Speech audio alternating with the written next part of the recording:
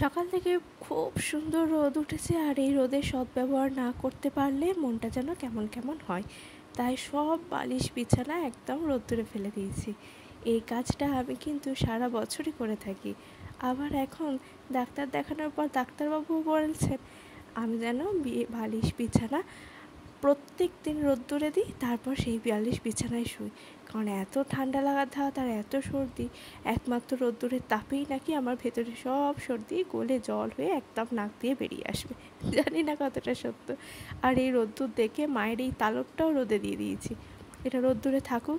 আজকে মায়ের একটা প্রবাদ আছে জানেন তো, খনার বচন, গাছ যত তিতা বাতাস তত মিঠা।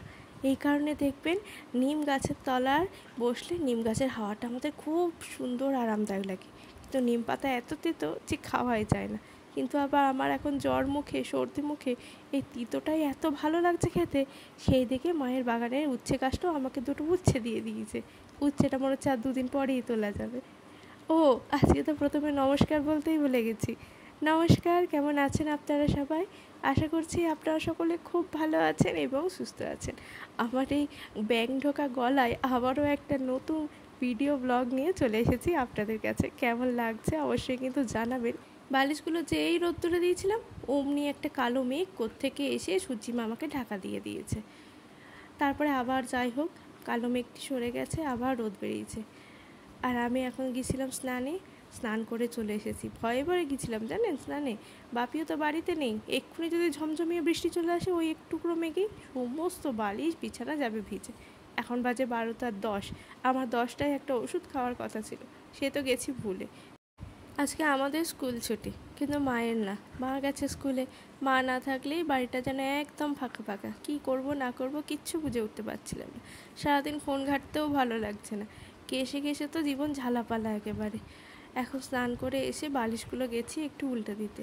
আজকে আমার এই সকালটা এই বালিশ দেওয়া রোদ্দুরে উল্টানো এই করেই কিন্তু কেটে গেল।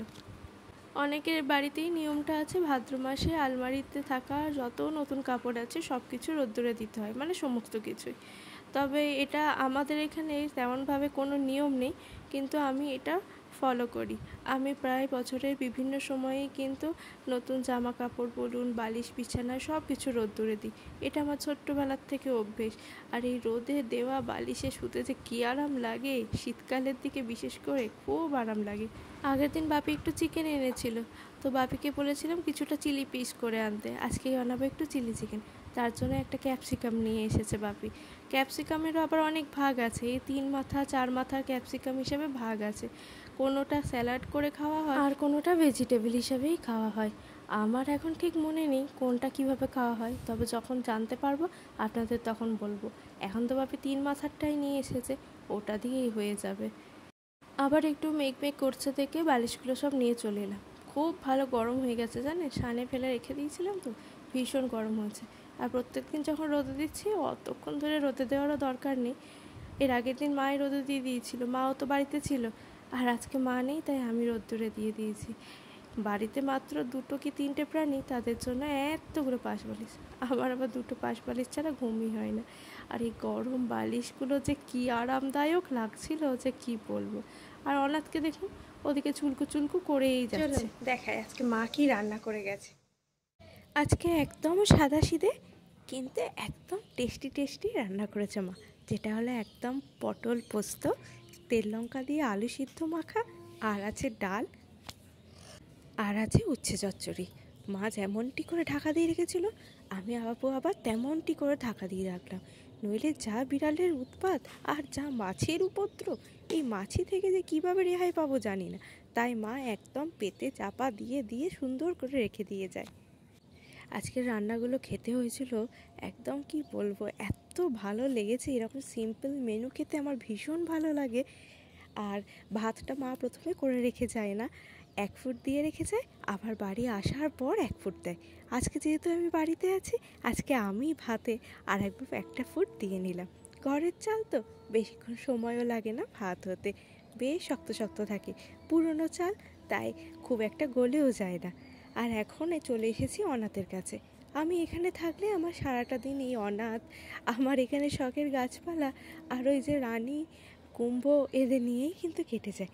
অনাথের পেটের তলাগুলো চুলকে চুলকে একদম র্যাশ বার করে দিয়েছে, মানে র্যাশ হয়েছে তারপরেই আর কি চুলকেছে। তাই ওখানে একটু পাউডার দিয়ে দিলাম। ওর জন্য এই আলাদা পাউডার আনাই থাকে। ওর এই চুলকানিতে একটু দিয়ে দিলে ওর অনেক আরাম হয়, আর চুলকায় না। তারপর ওকে যা বলেছি ও তাই করেছে। বলেছি উঠে গা ঝেড়ে নাও, এরপর গিয়ে শুয়ে পড়ো। ও সুন্দর করে দেখুন গিয়ে শুয়ে পড়েছে। একদম ছোট্ট থেকে আছে তো আমাদের কাছে, যখন থেকে চোখ ফুটেনি তখন থেকে। তাই আমাদের প্রত্যেকটা কথা কিন্তু ও সুন্দর করে বুঝতে পারে। আমার এইটুকু কাজ করতে করতেই ভাত এদিকে ফুটে গেছে। আর ভাত ফুটে গেছে, এরপর আমি ভাতটা নামিয়ে দেব। আর ভাত ফুটেছে তো চাপা দেওয়া ছিল, আর চারদিকটা ফ্যান পড়ে একাকার হয়ে গেছে। তাই একটু গ্যাসের চারপাশটা মুছে নিলাম। মায়ের আসতে আর বেশিক্ষণ সময় নেই, আর একটু পরেই হয়তো মা চলে আসবে। জানেন তো, ছোটোবেলায় যখন মা স্কুল যেত, আমি বাড়িতে থাকতাম বা আমি হয়তো স্কুল যেতাম না, মা আমাকে প্রেশার কুকারে ভাত রাঁধা শিখিয়ে দিয়েছিল। আর আমার মা গরম ভাত খেতে খুব ভালোবাসে। গরম ভাত খেতে কে না ভালোবাসে বলুন, সবাই ভালোবাসে। আর মায়ের কথা মতন আমি ওই প্রেশার কুকারে ভাত করে রাখতাম। আবার সিটি খুলে আর ওই রাবার খুলে ভাতটাকে আবার উবুড়ও দিয়ে দিতাম। মা এসে গেছে এখন। অনাথেরও খুব আনন্দ আর আমারও খুব আনন্দ। অনাথ তো এই সময়টুকু মাকে কিচ্ছু বলে না, জানে মা এই সময় স্কুলে যাচ্ছে। আর অন্য সময় যেই নতুন কাপড় পরবে সে যদি ওর কান্না দেখেন তো কোথায় যায়। মায়ের গেট খোলার আওয়াজ যেই পেয়েছে ঘর থেকে কাঁই কুঁই করতে শুরু করেই দিয়েছে। মা এসে গেছে। আর বাপি যে মোচাটা পেয়ে এনেছে, মা তো আগে সেইটার দিকেই হাত দিয়েছে। কত বড় মোচাটা হয়েছে দেখুন আমাদের গাছে। এটা না কাঁঠালি কলার মোচা, আর খেতেও হয় খুব মিষ্টি। সিঙ্গাপুরি গাছের মোচা যেমন খাওয়া যায় না, তেঁতো হয়, এটা কিন্তু ভারী মিষ্টি হয়। আর আমরা কখনো মোচা বাজার থেকে কিনে খাই না। নিজেদের এত কলা গাছ আছে যে কলা মোচা কোনোটাই কিনে খেতে হয় না। থোড় সব কিছু। আবার মাঝে মাঝে তো কলা পাতা কেটে এনে তাতে ভাতও খায়। আমার এই কলা পাতায় ভাত খেতে ভীষণ ভালো লাগে। একটা কেমন আলাদা তৃপ্তি, আর একটা খুব সুন্দর স্মেল পাওয়া যায়। কলার পাতার উপর যখন গরম ধোঁয়াটা ভাতটা পড়ে, তারই যে একটা স্মেল বের হয় যে কি বলবো। কোনোদিন খেয়েছেন? খেয়ে থাকবেন একটা কমেন্ট করে জানাবেন। গতকালের একটু মাংস রেখে দেওয়া হয়েছিল। মাংস হলে বাড়িতে প্রত্যেকবারই রেখে দেওয়া হয় অনাথের জন্য স্পেশালি। পরের দিন ও আরাম করে ভাত খায়। কি সুন্দর ভাত খাচ্ছে দেখুন। আজকে আর কাউকে মাখিয়ে জুকিয়ে দিতে হবে না, আজকে ও একা একাই সব ভাত খেয়ে ফেলবে। আর যেদিন তরকারির জুত থাকে না, সেদিন আর ওর খাওয়ার ইচ্ছাও থাকে না। ওকে খাড়ে খাড়ে হাতে করে করে খাইয়ে দিতে হয়। মাকে বলছি তাড়াতাড়ি ভাত বাড়ো, ওদিকে গরম বালিশগুলো আমায় যেন ডাকছে। তো চলুন খাওয়া দাওয়া করে নিই চটপট একেবারে। আর তারপরে গিয়ে গরম বালিশে একদম মাথা পেতে দেবো। উঠবো সেই বলেছি বিকেলবেলা, সেই 6টার সময় ডাকবে, তার আগে ডাকবে না। চলুন খাওয়া দাওয়া করে নিই। আজকের ব্লগটা কেমন লাগলো অবশ্যই জানাবেন, ভালো লাগলে একটা লাইক করে পাশে থাকবেন। টাটা।